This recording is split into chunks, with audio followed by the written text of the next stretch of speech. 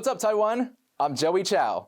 Today, as we bid farewell to 2021 and usher in the new year, we take a moment to, well, dress for the occasion, of course, but also to reflect on the stories and the people that helped us believe in a better Taiwan. They are our hope for 2022. We begin with a look at some of the events that made us feel hopeful this year.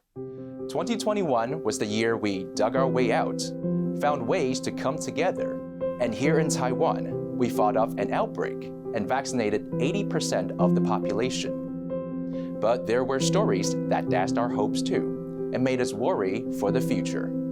But in those darkest of hours, we looked for the people, lighting the way, standing in solidarity, showing their courage, celebrating diversity, and standing alongside us in friendship. These are the people who gave us hope in 2021. Imagine packing your bags and moving 12,000 kilometers away to a different world with a different language and a culture unlike your own. Sandy Chi introduced us to a South African family who are settling down roots in rural Taiwan. 15-year-old Sebastian Meyer stands out in this performance of a Taiwanese opera, Journey to the West. He is actually a South African who traveled east to Taiwan with his family in 2017. I just like being here and communicating with friends. Sebastian lives in Ilan with his family, his parents, 2 siblings, and their grandmother. Initially, the Meyers worried about learning the language and fitting in, especially for their adopted son, Tabul. But their concerns were quickly put to rest.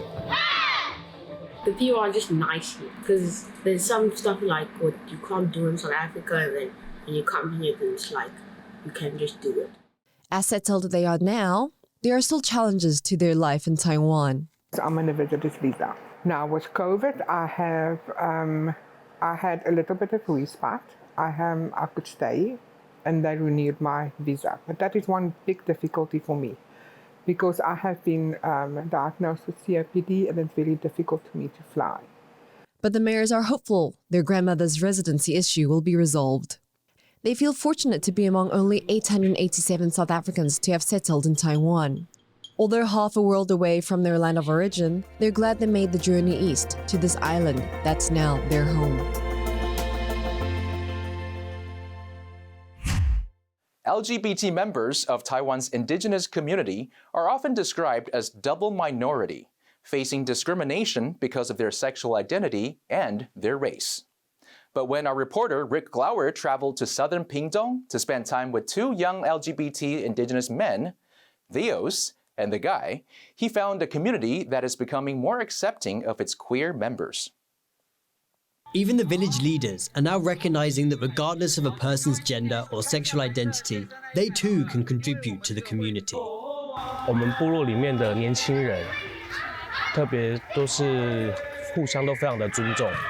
然后在我们聚会的时候，其实我们也是都知道说彼此的这个性向啊、状态啊什么样的，就是不论他是怎么样的一个人。 其实都可以在部落里面用他的方式为部落去服务。And for young LGBT indigenous people like the Guy and Leos, it is liberating and it is life-changing.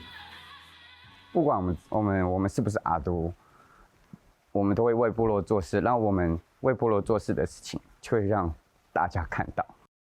But for now, both young men live a double life. They are out among their peers and younger people in their villages.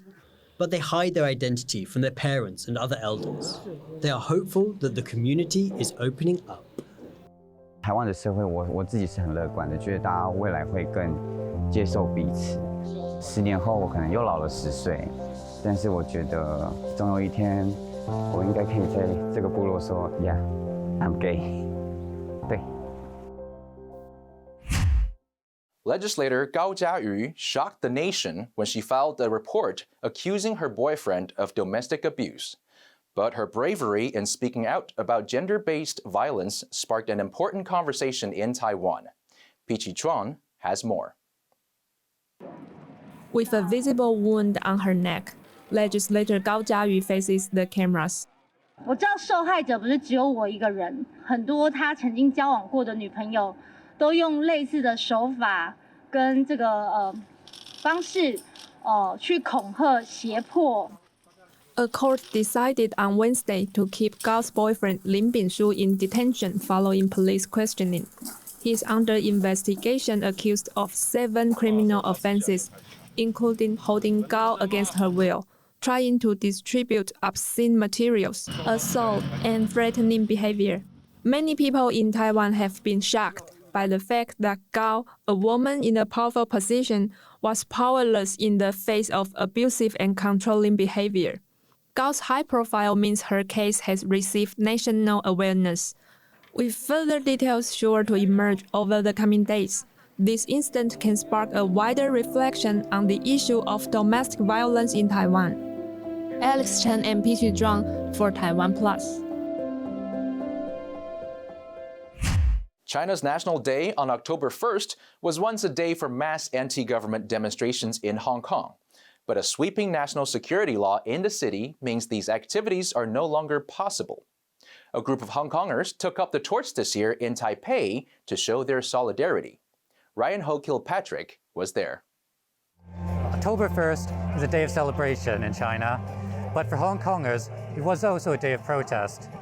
Now that protest has become virtually impossible in Hong Kong itself, it's also a day of mourning for the rights and freedoms that they've lost under the tightening grip of Beijing. Behind me, Hong Kong exiles are gathering together with Tibetans and Taiwanese human rights advocates in a celebration of their solidarity. With the familiar sounds of Cantonese reverberating in the air, it feels like being back in Hong Kong, but a Hong Kong that no longer exists. Under the national security law, these flags, these slogans, and this song are all now illegal. This song is very meaningful for me and most of the Hong Kong people. No matter where you are, when you hear this song, you will realize we still not yet to finish our target. We still have to fight on. These Hong Kongers may not have a country they can celebrate tonight, but they can celebrate new bonds, a new home, and they can also celebrate the rights and freedoms that they hold so dear. Ryan Ho-Kilpatrick and Damon Lin for TaiwanPlus. It's not easy for Taiwan to make friends in the international community. Opposition from China means that the country has only a few official diplomatic allies. But the World Cup Taiwan tournament in New Taipei City helped to build important relationships through the beautiful game. Jaime Ocon brought us there.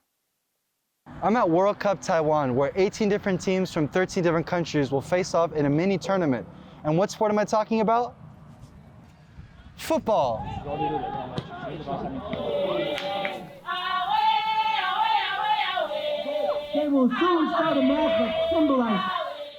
When it originally started, we only have like 6 teams, which all came from like the Central American region and the Caribbean.